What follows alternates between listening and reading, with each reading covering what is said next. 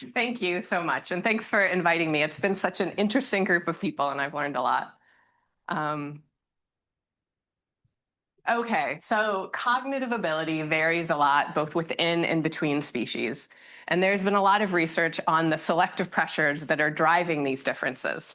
So people study things like social behavior, foraging, predator-prey interactions, mating. All of those factors can shape the cognitive ability of a species. Today, I'm going to focus a lot on this one idea that social behavior influences cognition. So this idea has been around for many, many decades, and the hypothesis is that the challenge of keeping track of individual social relationships might influence cognitive evolution.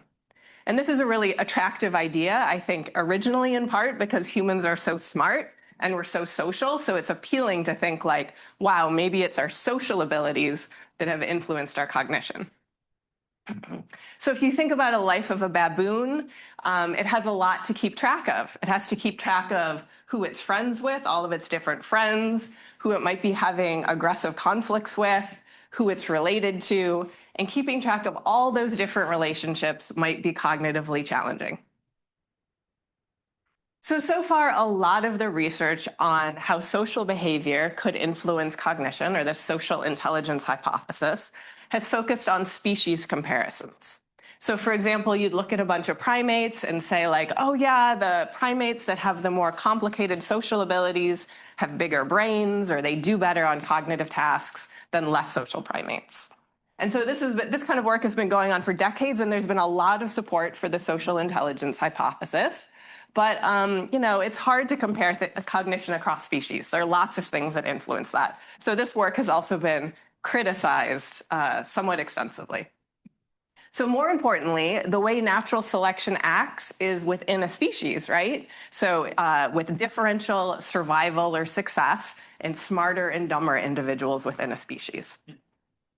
So if you remember back to your basic evolution classes, if you want to study whether social behavior has influenced the evolution of cognition, you'd need three things.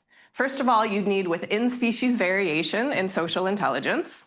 Secondly, you need to show that social intelligence influences reproductive success. So smarter individuals have higher fitness than dumber individuals. And finally, you'd need to show that social intelligence is heritable. So smart moms have smart kids. And that's important because that's the only way you can have like a long-term genetic change in the population, but due to that differential success. All right, so lots of people have tried to look at variation in social intelligence within species, but they haven't really found evidence for all of these factors. They haven't found evidence that social intelligence shapes cognitive evolution. All right, so now I'm going to turn to wasps, the very best organisms. And you might be asking, why are you studying social intelligence in a wasp? People don't usually think of wasps as being geniuses. But I think they have some abilities that make them good for studying social intelligence. In particular, they keep track of individual social relationships using their facial patterns for individual recognition. So if you look at these wasps here, you can see they all have different faces, right? There's variation in their inner eye, and then this clypeus area, and some of them have eyebrows. And they learn and remember different individuals. So the existence of individual recognition could make their social life much more challenging. So imagine if humans all had identical faces. You walked around this conference and everyone looked exactly the same. How would it change your social interactions? Right? It would be a crisis. You wouldn't know who was who. You would have to treat everyone the same. So the fact that wasps have this individual recognition allows them to form different relationships with many different individuals. And that's kind of sophisticated. Okay, so individual recognition is cool, but of course there's variation in the sophistication of individual recognition. So they might be able to recognize like 3 individuals and remember them for a couple hours. That would be individual recognition, but it wouldn't be very sophisticated, right? And then we have humans on the other side here, where we can remember thousands of individuals for decades. So where in the spectrum do wasps lie?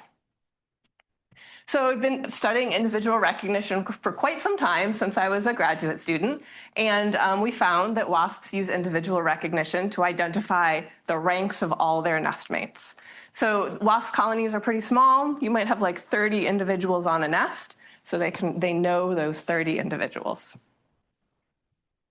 They also use individual recognition to learn about competitors during fights off nests.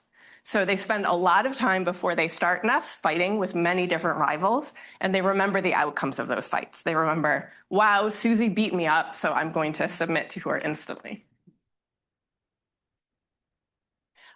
We also have observed that, so this is a video of some wasps fighting, and you notice that so these wasps are trying to sting each other to death, and this wasp is just kind of watching.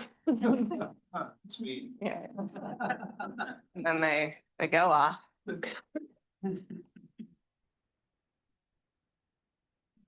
And here we have another video of a similar sort of interaction. You can see these ladies are fighting and these ladies are watching.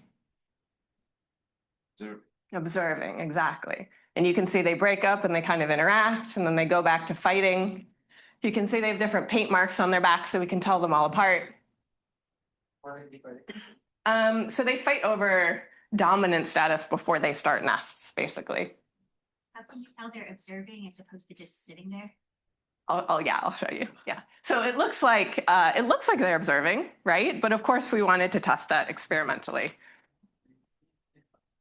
So in the early spring, they come out of diapause and they spend a couple weeks flying around and fighting, and they fight with lots of individuals. Yeah. Yeah. Recognition, how quickly after diapause do they start having the ability to Remember? Yeah. You know, the trials we've done, we have them interact for a whole 30 minutes before we separate them. So we only know after 30 minutes of interactions they know. My guess is much shorter period of time, but we haven't tested like how short it could be. And are there equivalent to illusions associated with them getting confused and or confusing each other? We haven't found them confusing each other, but I would like to confuse them. That's one of my goals. So like one of the things I think would be really interesting is to make deep fake wasp faces to trick them. So maybe someone here can help me figure out how to do that. Yeah. So it's like they fight, and then like from all of these fights, like one of these like wasps is going to run the nest. Yeah, I'll explain their life cycle in a minute. It's an important question to know how they actually live their lives. So when you watch those videos, you thought to yourself, maybe it looks like they're paying attention to the fights. So of course we wanted to do an experiment to test whether they were actually learning via social eavesdropping. So this is a video of one of the experiments, and you can see it's a very high-tech experiment. We have some wasps who fight, and then we have some wasps who observe the fight. And then we set them up in different iterative contests. And we have controls to be sure that it's not winner loser effects. And we showed that it was just observing the fight that had a big effect on the wasp's behavior. So wasps do learn about each other via social eavesdropping. And in fact, about 75% of the variation in the aggression in these wasps could be attributed to social eavesdropping. So it was hugely important. It was almost as important as engaging in a direct fight. They really pay attention to the wasps around them. And yeah. But when you say pay attention, it's all visual, or is there an olfactory? It's all visual. Yeah, I've done experiments where we've manipulated their faces with paint, and that confuses them. They can't do it without the visual. You get hurt in the fights? Is it better to eavesdrop than you? Yes, they totally get hurt during the fights. Yeah, it's not super common, but they can kill each other. They can sting each other to death. So you can imagine gaining information without having to fight would be really advantageous. Do you think which part of the observation is important to them? Is it like you mentioned the outcome, but is it like how much of the fight do they need to see? Yeah, we don't know how much they need to know. We just had them watch like a whole long fight. But yeah, I mean, there's like a moment where one wasp submits to another and it's very ritualized. Like, is it just that, or is it something else about the dynamics? We don't know. So around the same time, we showed that Polistes could use something called transitive inference. So transitive inference is using what you know to make inferences about what you don't know. So if I tell you A is bigger than B and B is bigger than C, then you can probably make a guess about the relationship between A and C, right? A bigger than C? Yay, you guys are so smart. You can infer that A is bigger than C. So the combination of the social eavesdropping and transitive inference suggests that these wasps are living in a pretty complicated social world where they can watch individuals interact and make guesses about the relative abilities of other individuals without having to fight directly. Yeah?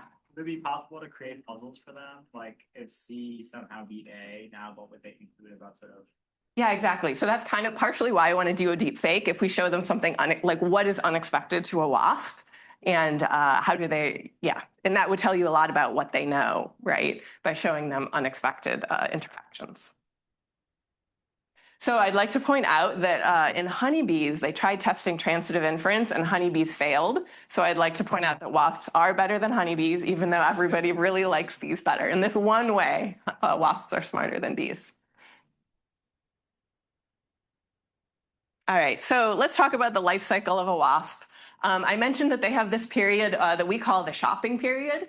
It's right this time of year. They come out of diapause, they fight with many different rivals. They check out partners, they check out nesting sites. And then they settle down in a nest, and they can nest either alone or in a group.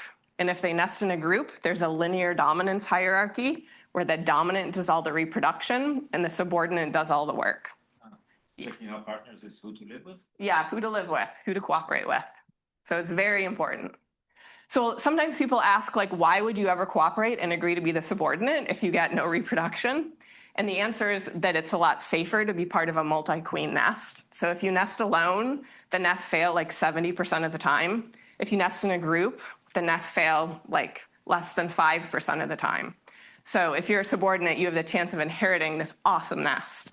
So the subordinates put up with it. Males are nowhere. Yeah, they don't matter. They don't exist. They come out later.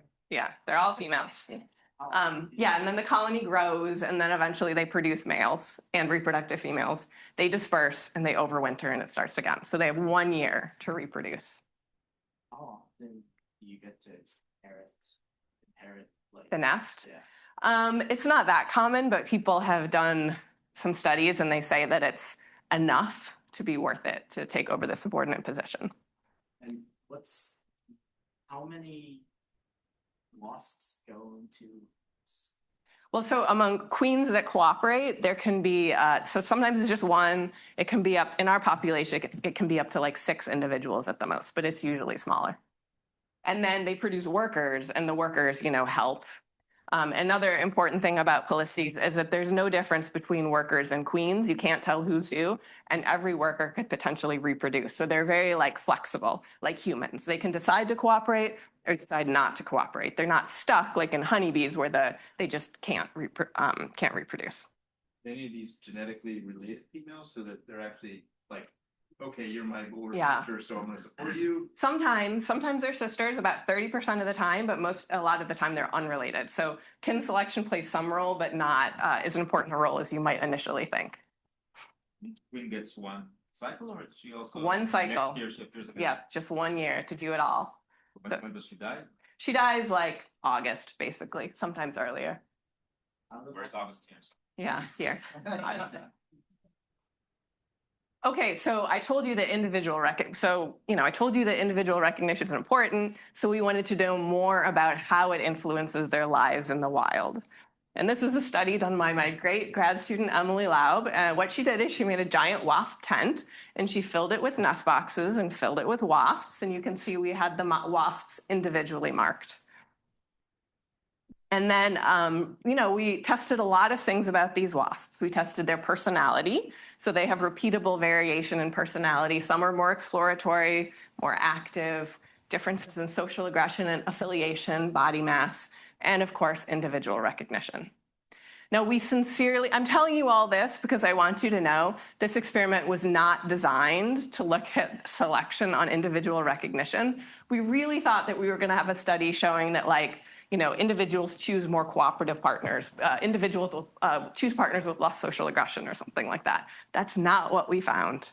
Instead, my obsession with individual recognition seemed to be well-founded because it turns out it's very important in the wasps.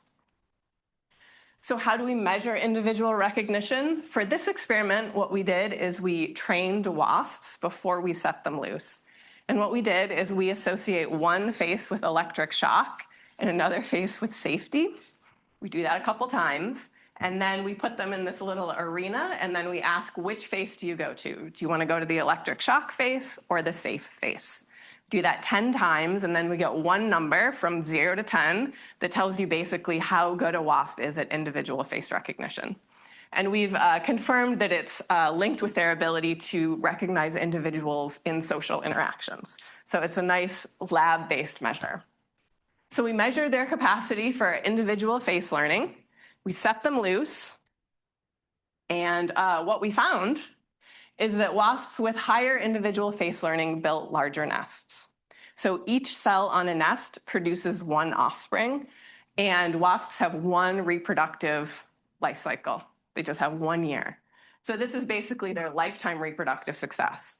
And you can see that wasps who scored a 10 out of 10 had had significantly higher reproductive success than wasps who scored poorly on that individual face learning assay. And this is just the wasps who reproduced. So solitary wasps on a 1-queen nest and dominant wasps on a multi-queen nest. We confirmed that they were the actual reproductives. Yeah. Does the face recognition look like, are you showing them actually just the face? Mm-hmm. And that, okay. Yeah. Face. So yeah, but it seems weird, and I completely agree it is weird, but we've tested how long they can remember each other in social contexts, and we've tested lots of different populations, and individuals that are good at individual recognition do great on this assay, and individuals who are bad at individual recognition do bad on the assay. Specific, or is it just visual? No, it's face specific. I'll show you more data on that later. It's not just that they're smart overall, which is an interesting and important point. They're just smart at faces. Can I ask about so much variability? Yeah. That just It's just because they're outside in nature, and there are lots of things that influence their success, like whether it's a single or multiple queen nest, and in the model we include those factors too. I mean, this is their lifetime reproduction. So you can imagine your lifetime reproduction is influenced by so many things. The fact that individual face recognition is significant at all is somewhat of a miracle. Okay, so we wondered why, of course, right? It's what we do this cognitive test in the lab, and then we say, oh, it influences their fitness. But why? Why are they behaving differently? In what ways do smart wasps act differently than dumb wasps? Because natural selection isn't acting on our lab test, right? Natural selection is acting on the behaviors you see in the wild. So we went out and we measured their behavior, and we found a few different things. First of all, we saw that brainy wasps sampled fewer partners and chose faster. So this is how many days it takes them to choose a partner. And this is the number of partners sampled before they settle down to start a nest. Now, faster isn't always better, but when you have just a few months to reproduce, it makes sense that if you can make a fast, good decision, that might be beneficial.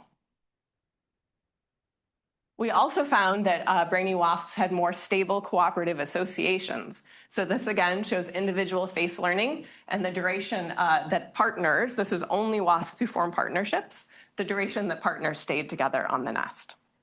And you can see that wasps who were better at individual face recognition had more stable cooperative associations.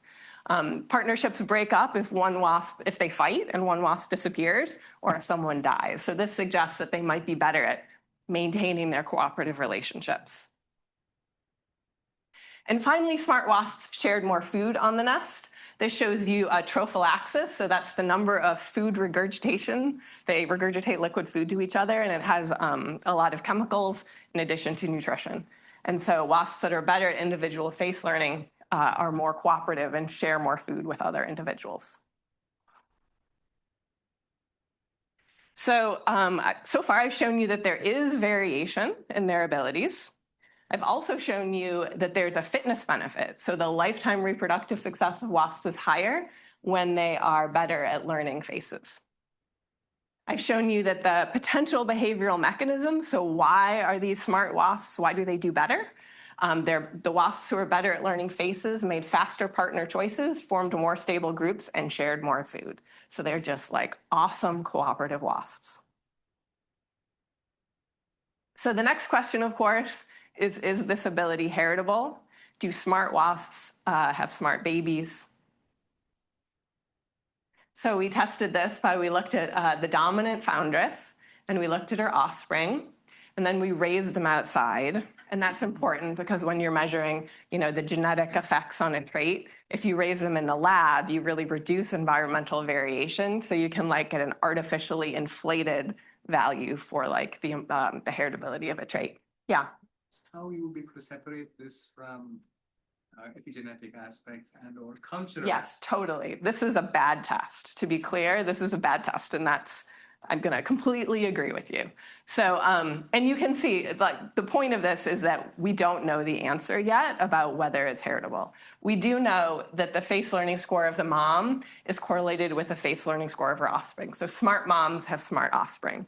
But as was mentioned, this is just the roughest possible estimate, and I'm not claiming that we've shown that this face pattern learning is heritable, because there are lots of other alternatives. For example, maybe smart moms are better moms, right? They feed their offspring better, and that makes their offspring smarter.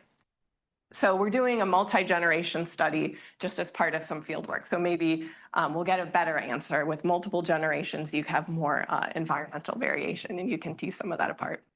But this is a question that I agree remains unanswered. But it's at least I was glad to see there's some relationship. This is the basic thing you need for it to be plausible that it's heritable. Yeah. Is there a way in which the wasps change their environment and make the environment more complex, and therefore allow that complex environment for more recognition, visual recognition capacities? In other words, there's a feedback between the environment and the organism. Yeah, yes, a very important topic in this group. I mean, they make their nest, right? And they make their social environment, and the offspring develop in that environment. So you can definitely imagine that the kinds of environments that a mom makes could have a big effect on what her offspring do. That's not something that we've tested, but I agree with you. It's a really interesting point. Yeah. Is it possible to get these babies adopted by a dumper mom? Yes, that would be amazing. But the problem is they eat babies that aren't theirs. So no. I'll just say it's a little bit of regression to the mean, right? It's not a slope of one. Yeah, that's because the offspring are dumber than moms. They get smarter the older they get, basically. Yeah. So we were getting them the newly emerged. I mean, they've been out for 10, 15 days, but they're just not as smart as the moms yet. Yeah.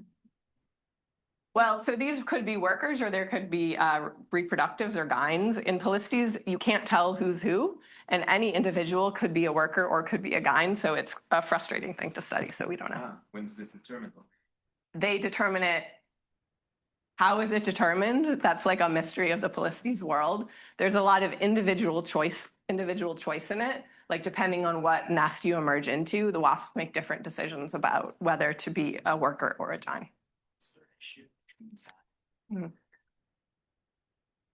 It varies a lot by nest. It's by year. I don't think I could give you one ratio. Is there an estimate? Well, usually the first ones are workers, and then it just depends on the nest and the rate of growth. And then usually the later ones are gynes, but sometimes some of the first ones go off and become gynes. So it's complicated. Yeah. You should direct, we don't want. Oh yeah. I'm distracted. Okay, so But yeah. Okay, yeah. Because everybody wants to just know all the facts. Okay.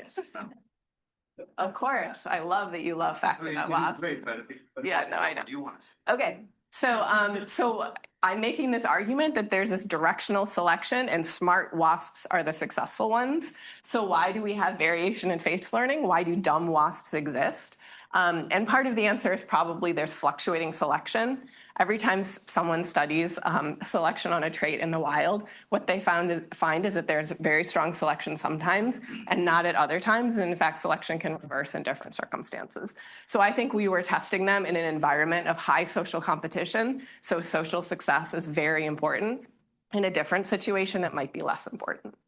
And of course, the possibility is it might be developmentally costly. So only the best wasps can afford to be the smartest. So it's at least some condition dependent. All right. So now I'm going to take a little side note and talk about partner selection a little bit. So this is an aggregation of wasps in the wild. You can during this a shopping period, and you can see a lot of wasps get together. There's some wasps fighting, a lot of wasps grooming. There's a lot of interesting interactions there. And I showed you that the smart wasps choose partners faster. They have more stable partnerships, more cooperative partnerships, and more productive partnerships. So that makes you think that this partner selection might be very important in wasps.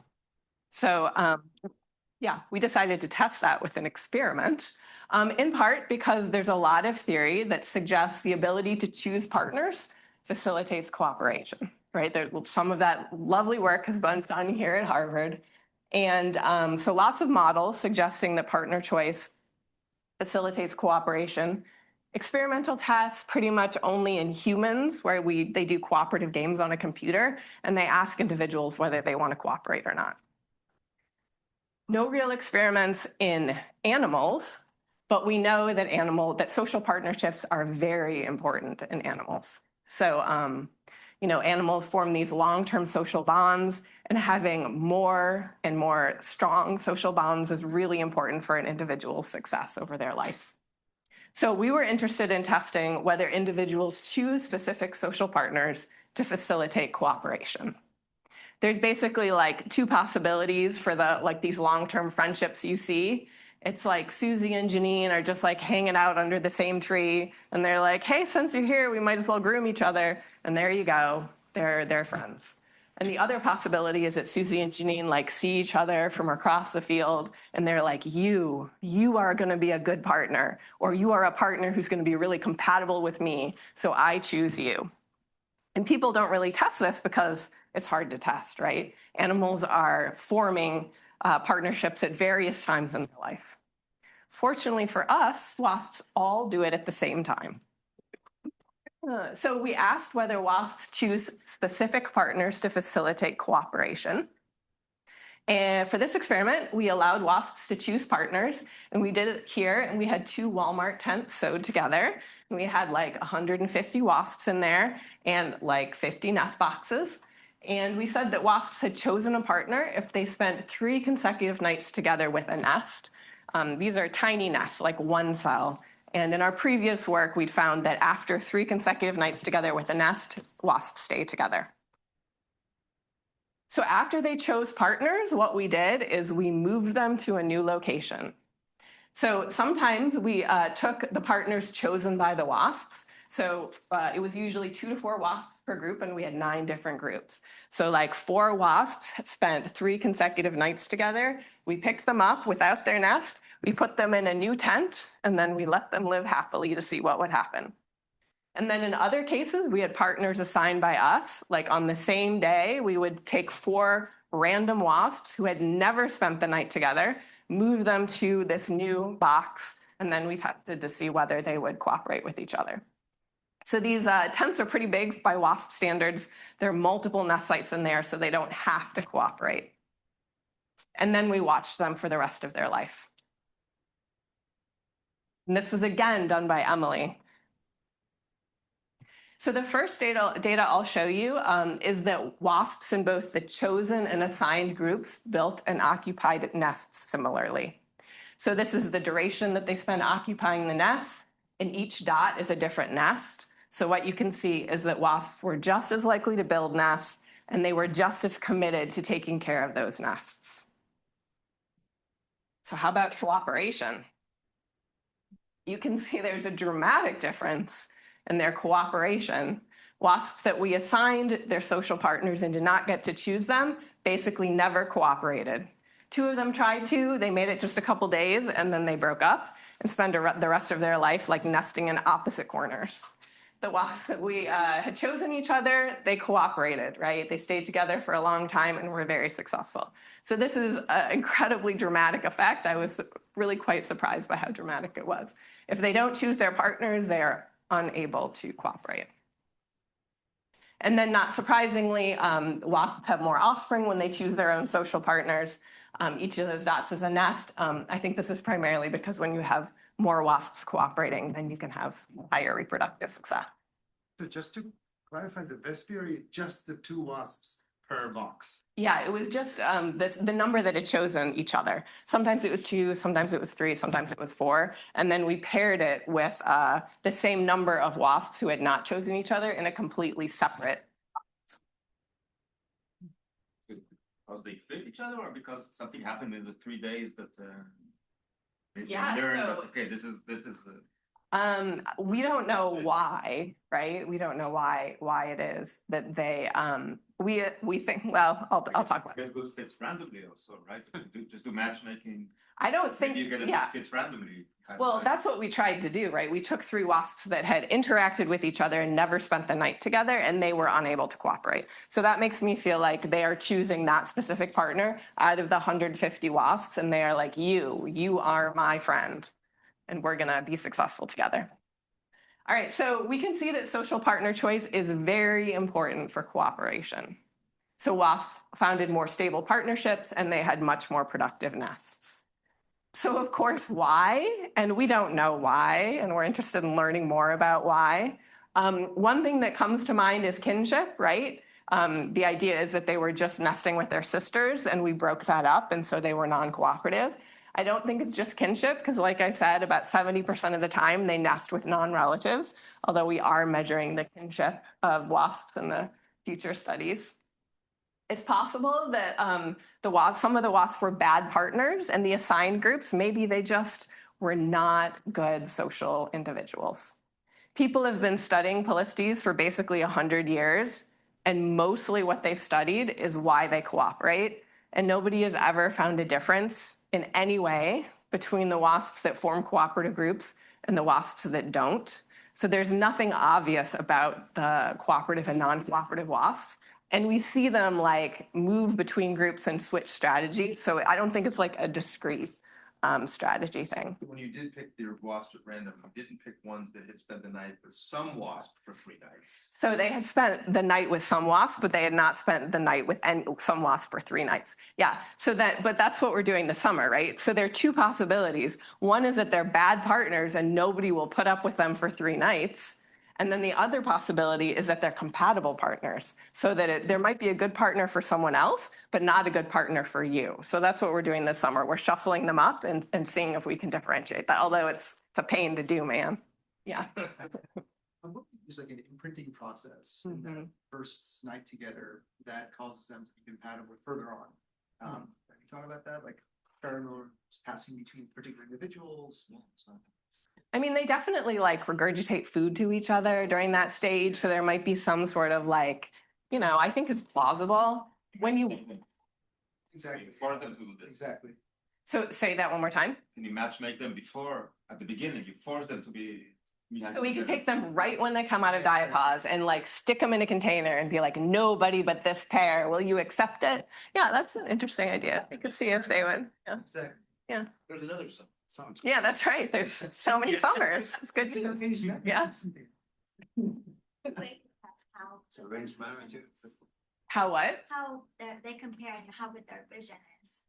Like maybe they don't see as well. I don't know. Like Yeah. I mean, we've done some vision tests because there's actually visual signaling in a bunch of different Polistes species. And the species with visual signaling have larger ommatidia in their acute zone. So there's some evidence that the needs of visual recognition have influenced their eye evolution. Within species, whether there's some wasps that just have trouble seeing or not is something that I don't know, but that's an interesting question. Yeah. I was wondering if it was the property of making a choice. If you take the wasp that it is paired with and change its face Yeah. and then put it together, will it then not cooperate or think it is a different wasp, that it has not made a choice Yeah. and things like that? What do you think? I think it would. I think if we change the face, they would be like, no, it's not you. I did not choose you. But yeah, that's another interesting thing to do. The dynamics of this seem very complex from our eyes. Like we've seen a group of 4 wasps who were together for 2 nights. And then on the 3rd night, 3 of them just left, started a new nest and left the other one behind. And then they never cooperated again. And you're like, what's going on? Like, what's wrong with that lady? I don't know. So I don't really know what's going on, but I'm excited about this because you can really manipulate a lot of things and look at what's important for partner selection. And I think it's cool that they seem to be making such specific choices. All right, so let's go back to social intelligence. One of the questions we wondered is, does cognition evolve in a specialized or a generalized way?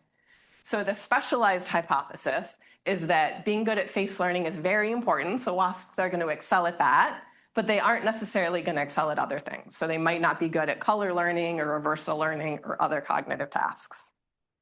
And the other possibility is a generalized cognitive evolution, which would imply that there's strong selection on face learning. And so these wasps are good at everything. They're just like genius wasps. So we decided to test this by taking advantage of the geographic variation in the wasps' communication signals. So this is a Michigan population. You can see that the wasps have really variable faces and they're great at individual recognition. These are wasps from Pennsylvania, same species. If you look at them, you'll notice that they're much less variable. There's a little variation, like this one has a little eyebrows and this one doesn't, but it's way less variation. And we've done experiments and we've shown that the Pennsylvania wasps are not capable of individual recognition in any sensory modality. They don't have chemical individual recognition. They don't have visual individual recognition. Yeah. So these Pennsylvania wasps, no individual recognition. Do you have some sense of how long they've been separated? The gene, I don't understand how, we do not yet understand how this is maintained. I had a great student who went out and collected wasps from a bunch of different populations, and what we found is that there's dramatic geographic variation in their signals and also in their receiver abilities to learn the signals. So there seems to be, in general, this seems to be correlated with cooperation. Like Pennsylvania wasps usually start nests alone, so I think they don't need individual recognition in the same way. But we don't really understand everything about this situation.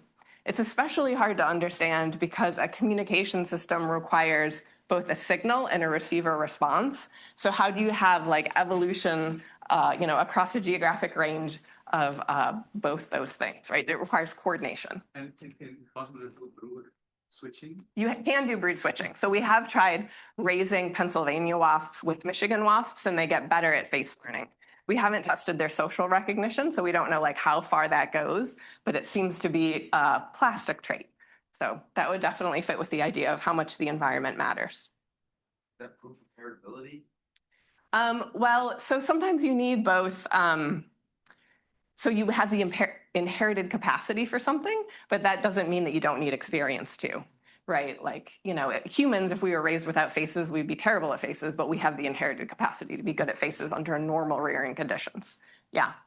You know about the heritability of the facial marking? Yes, the facial markings are highly heritable. They're not condition dependent at all. It's just kind of human face patterns are also highly heritable. And there's negative frequency dependent selection acting on them in populations with recognition. So looking unique is beneficial. Just like in humans, the same phenomenon is going on. So I would have guessed the opposite, where if I'm like a really good performer, then I want to stay unique. So I want to like randomize what my offspring look like so I can get caught. No, I mean, there are some signals that are condition dependent, but not identity signals, because we could talk more about that. Okay, so Juanita, great student, decided to test these wasps from the two populations. She trained them to learn colors, odors, and faces. Then she tested their memory, so she didn't train them again. She just tested them again the next day for colors, a week later for odors, and then she did reversal. So a wasp was trained to like blue, and then later it was trained to like yellow instead, and I had to like reverse the association. So what she found is that wasps from Michigan are better at face learning than wasps from Pennsylvania, which is exactly what you would expect. Now, if you're paying close attention, you might be asking yourself, what face stimuli did you give those wasps? Because there's some problems there, right? In humans especially, we learn faces that we're exposed to a lot better than other faces. It's called like the own race effect.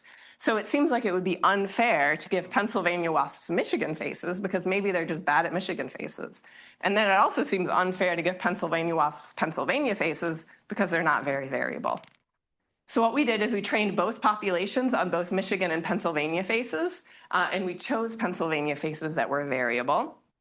And what we found is that Michigan wasps are great at face learning no matter what population they have to learn. Pennsylvania wasps are bad at face learning no matter what population you have to learn. So it's not just the stimuli, it's their receiver capacity. Okay, so still, Michigan wasps good at face learning, no difference in anything else at all. So they're just face learning geniuses. There's no overall difference in their cognitive ability. So they can also tell the difference between different Pennsylvania wasps. Like the Michigan wasps can still tell the difference between Pennsylvania. Yeah, they can still tell the difference between Pennsylvania wasps. But in fairness, we chose Pennsylvania faces that looked a little different. There are a bunch of Pennsylvania faces that look completely identical. You know, like whatever, you don't spend a lot of time looking at faces, but we chose wasp faces that look different. All right. So Polistes fuscatus have a sophisticated social knowledge that's key to their cooperative success in some populations. It influences the evolution of social cognition, but there are no generalized cognitive differences. Yeah.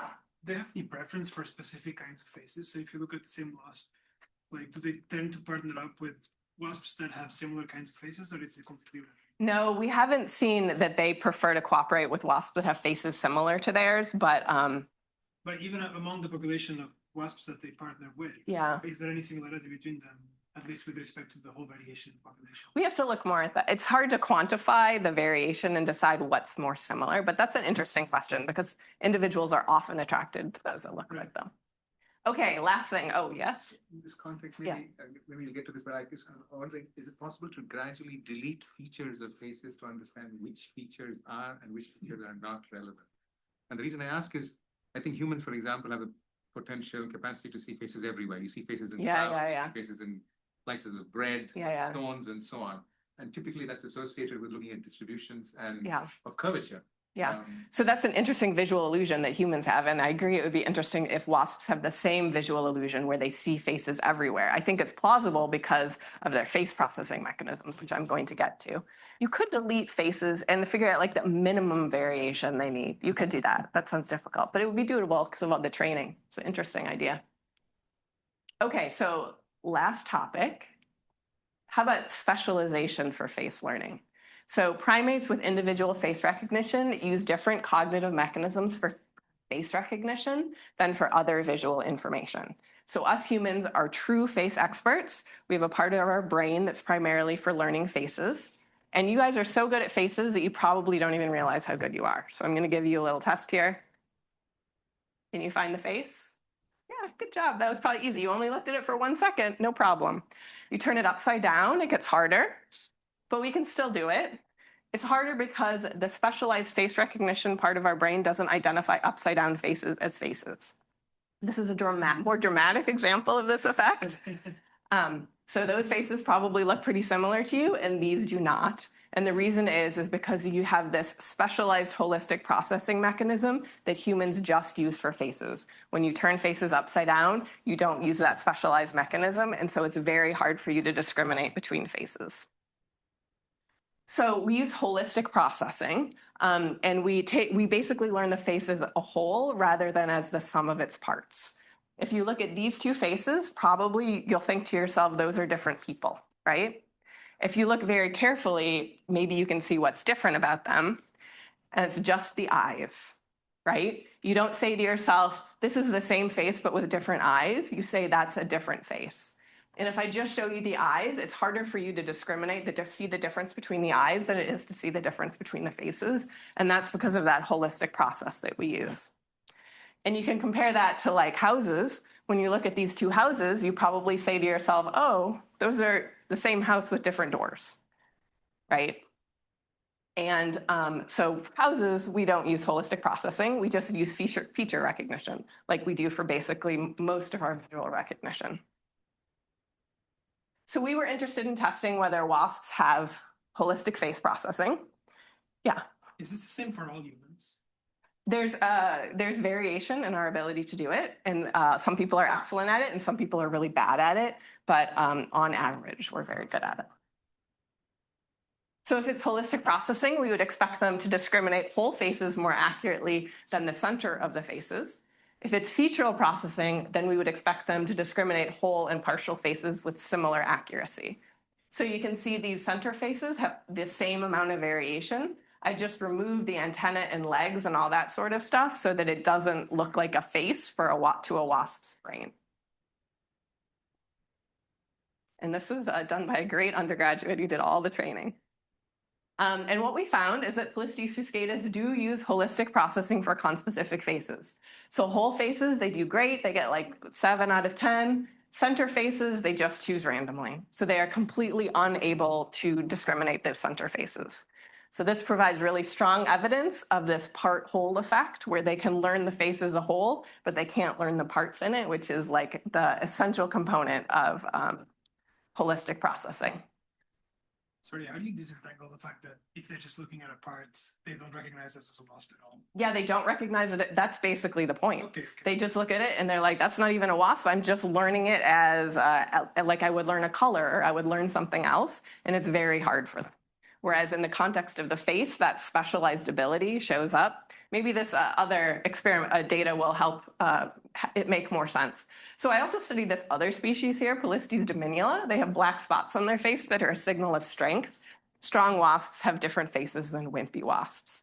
And we were wondering what was going on with this other species, whether they also had holistic processing. So we made stimuli for both Polistes fuscatus and Polistes diminula. And what you can see is when you ask Polistes fuscatus to learn Polistes diminula faces, they are just as good at whole and center faces. So that's important because it tells you there's nothing inherently difficult about learning the center of a face, right? For a heterospecific face, they do just as well. This tells you that their specialization is it's a very specific specialization, right? It's just this specially evolved ability in their own species that probably facilitates fast, accurate face recognition. And then you can ask Polistes diminula to do the same task. And what you can see is they are awesome at learning both whole and center faces. So they do not have holistic processing. So here we have a divergence between closely related wasp species. So 2 Polistes species that have very different mechanisms that they use for face recognition. And we have convergence between humans and wasps, which are obviously very evolutionarily diverged. So this is like a dramatic difference. I think it actually makes sense if you think about how the wasps use these faces. So Polistes diminula, because these faces have like an inherent meaning, they don't memorize the faces of other wasps. They just look at them and say, oh, I see you are strength number 3 based on your face, right? They don't need to remember them. So maybe they don't need holistic processing. The faces have inherent meaning. Whereas in Fuscatus, they're learning and remembering so many individual faces that that's cognitively challenging. So they've evolved this specialized mechanism to make it easier for them. So holistic processing has pretty much only been studied in faces, so that makes you think that it's a face-specific phenomenon, but I don't think it is. I think it's just coincidence. People found it in human faces, and then we're all like, oh, faces, let's go look if there's holistic processing.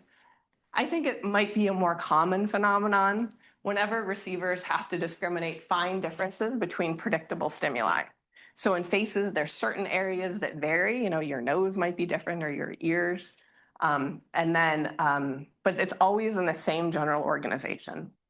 And then the stimuli also need to have a high social or ecological importance, so there is a selective benefit for fast, accurate discrimination. And I think that's what holistic processing allows. So, in bees, maybe they have holistic processing for flowers because that's a similar phenomenon with maybe a predictable configuration and flowers being really important to bees.